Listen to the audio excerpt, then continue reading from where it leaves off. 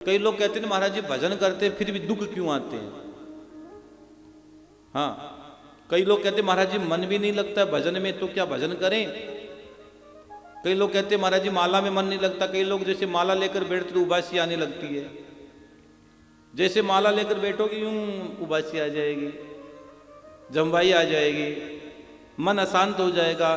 कई लोग माला लेकर बैठते हैं ना तो उनका मन बहुत अस्थिर हो जाता है, मन टिकता नहीं, मन नहीं लगता है, क्योंकि आसन सिद्ध नहीं कर पाए वो लोग, वो गुरु जप नहीं कर पाए वो लोग, वो भजन नहीं कर पाए वो लोग, वो बहुत अधूरे अंदर से। कोई सच्चे गुरु की चोट नहीं लगी उसको अभी तक है। हाँ, कई लोग आसन बदलते हैं, गुरु बदलते हैं, नाम बदलते हैं, माला बदलते हैं, दीक्षा बदलते हैं। नहीं रहे, ऐसा मत करो। अपना एक आसन रखो, अपनी माला रखो, माला करते करते फिर जपा जाप की स्थिति में आगे पहुंच जाओगे। लेकिन प्रारंभ तो माला से करना पड़ेगा। पहले कक्षा पहली दूसरी तीसरी चौथी से आगे बढ़ोगे, डायरेक्ट LLB नहीं हो पाएगी आपकी। तो माला प्रारंभिक सत्र है आपको आगे बढ़ाने का। फिर तो जपा जाप की स्थिति में पहुंच जाओगे, फिर तो जपना ही नहीं पड़ेगा। कई लोग देखते हो रात को सोते सोते भी सो रहे, नींद आ रही, फिर भी राम राम राम राम चलता रहता है। उसको कहते हैं जपा जाप, जपना ना पड़े। अचानक रोम रोम, हर रोम छिद्र से एक शब्द निकल जाए। शरीर में 3.5 करोड़ रोम छिद्र है, हमारे पूरे शरीर में 3.5 करोड़ रोम छिद्र है। 3.5 करोड़ रोम छिद्र से अगर शब्द निकल जाए, उस दिन आप सोचना आपका कल्याण हो जाएगा। अगर एक रोम छिद्र से भी शब्द नहीं निकल पाया तो काय का कहते ना, कोई ऐसी बात होगी हमारे रोंगटे खड़े हो गए, हमारा रोम रोम खड़ा हो गया, हमारा रोम रोम पुलकित हो उठा। कोई कई बार ऐसी बात हो जाती है कि हमारा रोम रोम खिल जाता है, या कई बार रोंगटे खड़े हो जाते हैं। शिव कथा कहती है, शिव महापुराण कहता है कि 3.5 करोड़ रोम छिद्र जिस दिन खुल जाए, जिस रंगा जाए वो 3.5 करोड़ रोम छिद्र, वो केवल सत्संग के घाट पर रंगे जा सकते हैं। वो कथाओं में 3.5 करोड़ रोम छिद्र रंगे जा सकते हैं और कहीं नहीं रंगे जा सकते भैया। तो आसन मत छोड़ो, अपने आसन पर बैठकर पूजा करो। भले ही आपके घर में एक आसन लगाओ, लेकिन अपना आसन खुद बनाओ, अपने आसन पर बैठो। और आसन पर पूजा करने के बाद जब खड़े हो तो आसन के नीचे जल छोड़ा करो, जल छोड़कर आंखों के लगाया करो, फिर खड़े होया करो। क्योंकि आप जब पूजा करते हो, साधना करते हो, तो आपके पीछे इंद्र खड़ा रहता है, आपको पता नहीं होता है। और जब आप यूं खड़े हो गए तो जो आपने तब किया वो ले गया, आप तो यूं खाली के खाली रह गए। तो आप आसन के नीचे जब खड़े होते हो, आसन से जब खड़े होते हो तो नीचे जल डाल दिया करो थोड़ा सा, क्या फर्क पड़ना है, और वो चीज आपके पास रह जाएगी। आसन, अपने आसन पर बैठ के पूजा करो, अपनी माला से जप करो।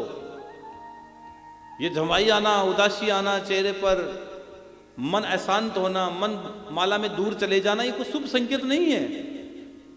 कईयों को सांप सांप दिखते हैं मरे हुए, कईयों को छिपकलियां मरी हुई दिखती हैं, कईयों को रात को मरी हुई चीजें दिखती है। शुभ संकेत नहीं होते हैं।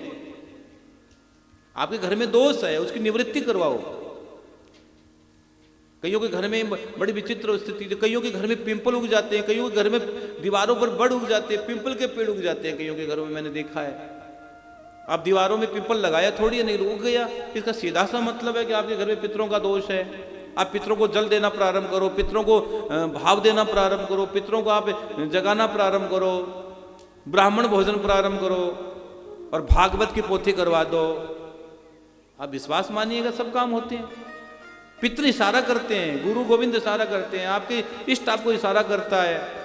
अगर आपके घर में पिंपल बढ़ उग गए तो काट नहीं सकते, कभी जीवन में पिंपल मत काट देना। अगर पिंपल काट दोगे तो वंश खत्म हो जाएगा, वंश नष्ट हो जाएगा। कभी पिंपल काट दोगे तो जीवन में कभी पिंपल मत काट देना, ये बहुत बड़ा अपराध बन जाएगा। ऐसा अपराध बन जाएगा तो अक्षम्य अपराध है, क्षम्य नहीं है वो। फिर पिंपल मत काट देना। पिंपल उग जाए तो क्या करे महाराज जी, दीवारों पर अपने आप उग गए, क्या करे। आप जल दो पितरों को, आप भागवत की पोथी कराओ, अपना नाम भेजो, तर्पण कराओ ब्राह्मणों से, अपने आप चला जाएगा वो, अपने आप चला जाएगा, कुछ करने की जरूरत नहीं है। हाँ, अगर मन नहीं लगे तो क्या करें महाराज जी, भजन करें, बिल्कुल करो आप। तुलसी मेरे राम को रीझ भजो या खींच, भोम पड़ा जामे से भी उल्टा सीधा बीज। एक किसान जब खेत की बुवाई करता है तो वो जब वो बीज डालता तो ये नहीं देखता उल्टा पड़ा कि उल्टा पड़ा, उसका काम है बीज डाल देना, आगे का काम प्रभु का है। हाँ, हमारा काम तो हाजिरी लगाना है। हम तो यहां बैठकर हाजिरी लगा सकते, और करना नहीं करना तो प्रभु के अधीन है। जय विधि रख के श्याम, जिंदगी की डोर सौंप हाथ दीनानाथ के महलों में रखे, चाहे झोंपड़े में बाज दे। धन्यवाद निर्विवाद राम राम राम रटिए, जय विधि रखे श्याम तय विधि रही है। भगवान जैसा रखे। हाँ, तेरी मर्जी का मैं हूं गुलाम, मेरे अलबेले राम, तेरी मर्जी का मैं हूं गुलाम। सहज। तो अगर जीवन में विघ्न आए ना तो घबराना मत। इस कथा से सीखना है कि विघ्नों से टकराना है। और आदमी जो इष्ट जिसकी सिद्ध नहीं होगा, जिसके पावर नहीं होगा, वो आदमी टकरा नहीं पाएगा, वो बिखर जाएगा। जिसके पास पावर नहीं है, जिसका इष्ट नहीं है, जिसका इष्ट कमजोर है, जिसके इष्ट की स्थिति बहुत ज्यादा डाउन है, वो आदमी टकरा नहीं पाएगा, वो बिखर जाएगा। और जिसका इष्ट मजबूत है, जिसके नाम माला के नाम में करंट है, मारवाड़ी में कहा मीणिया में करंट है, मारवाड़ी में बोला कि मीणिया में करंट होना चाहिए। मीणिया में करंट है, थारे मन के में करंट है, तो आपको कोई तोड़ नहीं पाएगा। बहुत सी स्ट्रेस आएंगे, तनाव आएंगे, बाधाएं आएंगी, आप झेलते हुए निकल जाओगे, पता नहीं लगेगा।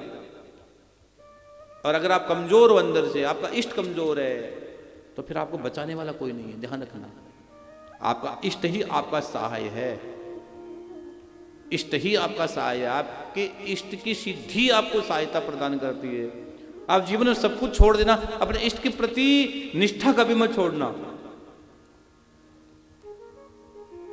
मेरे दुख के दिनों में बड़ा काम आता है। आपका इष्ट है जो आपके दुख के दिनों में बड़ा काम आएगा।